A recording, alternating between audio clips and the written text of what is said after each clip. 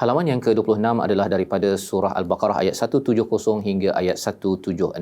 Beberapa permata daripada halaman ini, yang pertama pada ayat 170 Allah menyatakan betapa kita kena berhati-hati jangan ikut sesuatu tradisi, sesuatu amalan, sesuatu kepercayaan tanpa ilmu. Allah nyatakan pada ayat 170, wa idza qila lahum ittabi'u ma anzalallahu qalu bal nattabi'u ma alfaina alaihi aba'ana, iaitu ada orang bila diseru untuk ikut kepada apa yang diturunkan Allah daripada Al-Quran ini, dia kata kami akan ikut hanya apa yang dibuat oleh nenek moyang kami. Padahal Allah kata mereka itu sebenarnya tidaklah menggunakan akal dan mereka itu tidak pun dipandu hidayah daripada Allah. Jadi akal dan hidayah, ya, menggunakan akal kita yang diseru pada ayat 164 muka surat sebelumnya, dan juga terus mencari hidayah daripada Al-Quran. Akal dan hidayah Quran ini memang selalu kena bergabung.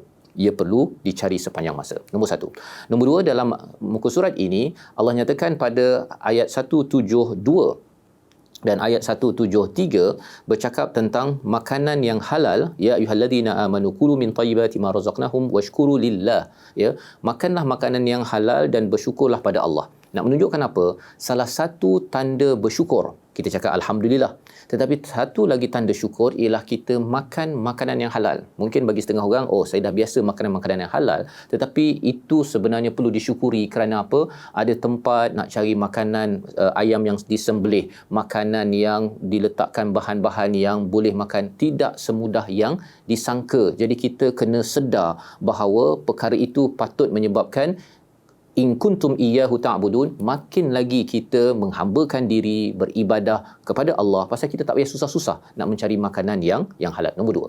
Nombor tiga ialah pada ayat yang ke-174, teguran Allah kepada Bani Israel dan sekaligus kepada kita, innal ladzina yaktumuna ma anzalallahu minal kitab, ada orang yang menyembunyikan daripada kitab dan menjual dengan harga yang murah. Apa maksud menyembunyikan daripada kitab? Maksudnya bila ada ayat-ayat Quran ini, ayat-ayat yang memberi untung pada diri, kelebihan pada diri, dia bacakan. Tetapi kalau ianya menyebabkan diri tidak untung, mengalahkan ataupun tidak menyebabkan kumpulan saya menang, maka disembunyikan. Maka ini adalah satu jenayah yang perlu dijauhi. Agar apa? Agar mengelakkan daripada azabun alim yang dinyatakan pada ayat 174, dan ulaikal ladzina ishtaraw ad-dalalata bil huda wal azaba bil maghfirah. Ya, orang begini adalah orang yang menukarkan hidayah dengan kesesatan, menukarkan keampunan dengan azab. Siapa yang mahu azab? Tidak ada. Maka kita perlu sentiasa menyampaikan kebenaran, dan kalau kita tak setuju, jangan sampai kita menyembunyikan kebenaran itu.